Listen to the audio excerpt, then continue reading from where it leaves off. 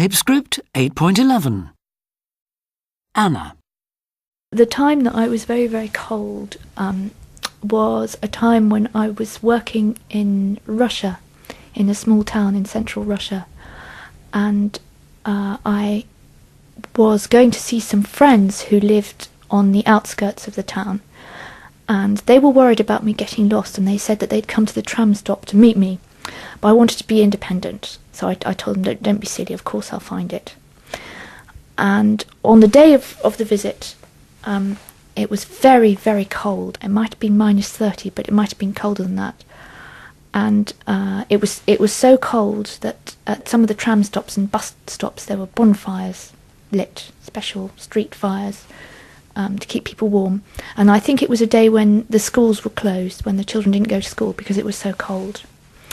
So I put on all the clothes that I had, all the scarves and jumpers, and I took the tram to the outskirts of the town where my friends lived. And it was right way out to the end of the line. And I got off the tram, which was heated, into this cold, white world. And it was so cold that when you breathed in, little balls of ice formed in your nostrils. You had to keep a scarf over your mouth and nose. About 2 minutes after getting off the tram, my feet and hands were already hurting. They were so cold. So I was walking around trying to find the flat, but it was completely anonymous, this landscape. And there were these huge snow-covered white blocks, these buildings of 15 or 16 floors, but they all looked exactly the same, and I couldn't find the name of the street either.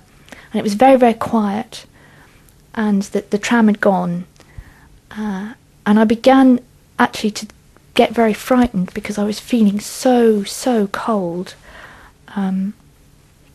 My feet and hands had gone beyond hurting, almost. I couldn't feel them anymore.